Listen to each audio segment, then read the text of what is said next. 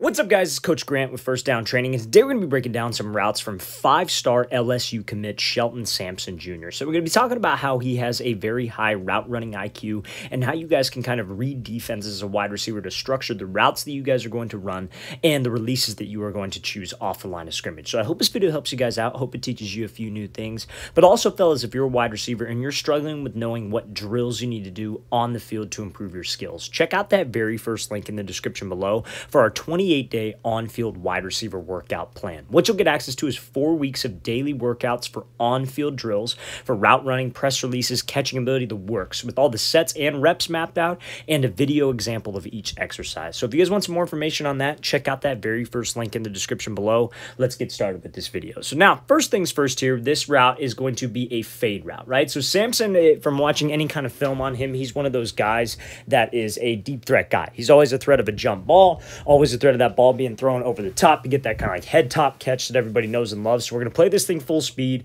and talk about how this can relate to the entire coverage. So if you're a receiver who wants to get better reading coverage, this is definitely a clip for you to understand. So let's play it full speed. So he does a great job of attacking this DB, threatening to the inside, getting his feet to stop, and then winning on that jump ball. And we're going to talk about how you guys can win on a jump ball in a second. So pre-snap, when you guys come up to the line, a lot of people will always talk about QBs being able to read the defense, but as a wide receiver, I also need to be able to read the defense and know what they're coming with. So it's playing the receiver position is more than just knowing that, okay, I'm running a fade route. You got to know the formation. You have to know the timing. You have to know where the QB wants to go with the ball. So when I come up to the line, and you should take a peek at the safeties and the corners leverage every single time. So you see how these two safeties are walked down into the box, and the formation that we have is like a max protection formation. We have obviously 5 linemen. It looks like we have like 2 tight ends, kind of like slot back type players, and then a running back. So that means that there are 8 guys in here blocking for my QB. So that means there's only 2 wide receivers out. It's kind of like an ace formation, if you will. Now, thing about that is that you've got one-on-one coverage, and this defense, because there are no safeties back here, it looks like it might be a cover 0 look. So what is cover 0? Cover 0 is when there's no safeties. So it is pretty much man coverage across the board, and they are going to be trying to bring pressure and trust their corners on an island. Now, I think when you have a receiver like Sampson out there, that's kind of a very dumb coverage to go with, but nonetheless, this is a coverage that you will see. So as a wide receiver, what does that mean to us? That means that I have to do something quick, and I know that the route that I'm running a fade route, is probably the ball that I'm going to catch. Like, let's say you have a fade route, and let's say the opposite side of the field is running like a deep comeback. Quarterback is probably going to go to the fade because that's the quicker route and he can get it up. So I have to get separation off the line. So you see how Sampson, when he works this release, the thing that gets him open is that upper half. A DB in man coverage is supposed to be watching your hips. So anytime that you guys work a release, work a move off the line, we do not want to step laterally. We want to threaten him vertical, and I want that upper half to move. Because when your upper half can move and you actually throw your hip, as I like to call it, into the break, essentially turning your hip and turning your shoulder to threaten inside, that's what gets the DB to freeze. Because when he's watching your hip, you have to move your hip. So if I could do that quickly off the line to maintain timing with my QB, I get the DB to freeze, that's easy money for him. He doesn't feel the pressure, he's not holding the ball for forever, and he could put the ball in my hands. So that is textbook right there in terms of coming up with a quick release based on the coverage and understanding that you will probably be getting the ball. So now, when it comes to a jump ball situation, this is something that a lot of people ask us a lot of questions on. So when you have that chance to go up and win that 50-50 ball, obviously it helps having Sampson's size here because he's a very big-bodied receiver. He moves well for his size, so he's always that jump ball threat. When you go up, fellas, you have to go up with the mindset of being strong.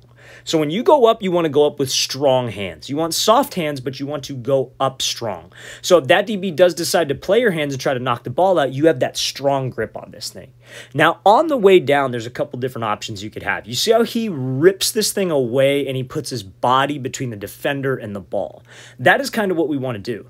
Or you could go up and secure it and rip this thing back over the top of your head. Now, I know this video is kind of centered about his route running and how he structures his routes, but this is icing on the cake. Every receiver, big, small, slow, fast, you got to be able to win these 50-50 catches because this stands out on film. Because a lot of people can run good routes for sure, but finishing the play is very, very important. So when you catch that ball on the way down, a DB is taught to play your hands. So you have to use your body as a shield. Rip this thing away, put your body between the defender and the ball, or you secure it and rip it behind your head. I personally don't like that one, but that is also something that would work too. Let's play this thing again, full speed one more time. Great job by him making this move to the inside, threatening this DB, and selling that inside route with his upper half. So now, similar situation we're going to talk about here. We're going to talk about the coverage as a whole. So this is another man coverage situation, and I don't know why teams would continue to play this caliber of a receiver one-on-one. Because I'm going to tell you this right now. If you're a high school receiver or a youth wide receiver, man coverage is a gift. You were used to in high school, defense is running a 4-3, cover 4 all game long. You never see man coverage, hardly. So when you see man coverage, especially off man coverage, that is a gift, and we should win every single time. Fellas, you shouldn't be afraid of man coverage. You shouldn't be afraid of press coverage. You should be thankful for that type of coverage, because that's an opportunity for me to win that one-on-one rep. But you have to know how to do it. And he does a great job, Sampson, this is a great example of him knowing what to do to beat this coverage and not doing too much. So let's play this thing full speed. He's right in the middle here, and he's going to be running a post route. So the post route is a great route to work against man coverage, obviously, because I think it's a great, especially when there's no safety, right? Especially when it's like cover 0 again, there's no safety. This might be kind of a variation of like a different type of coverage based on what the underneath defenders are doing, these linebackers. But there's no safety back there. So it's just man coverage across the board. So when we have this post route and you have man coverage, but notice what kind of shade this has, what kind of leverage does the DB have? He is head up, right? So when you have head up man coverage, he's not shaded to the inside. He's not shaded to the outside. What is the number one key that you have to do?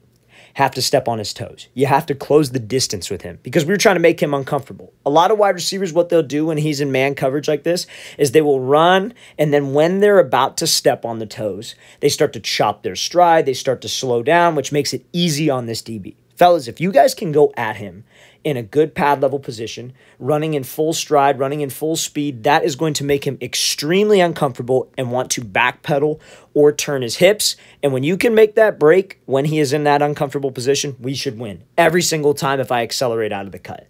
So fellas, just know that when it is head up coverage, you want to close the distance, step on the toe, but do it quickly to make him uncomfortable and bail out of there. Let's play this thing again, full speed one more time. Great job by Sampson, stepping on the toes here, running in full speed, running in full stride to win on that post route when that man coverage defense comes about.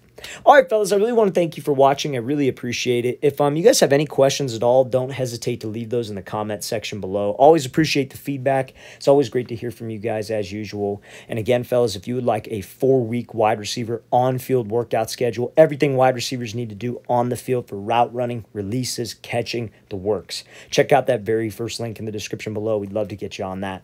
I'll see you guys next time.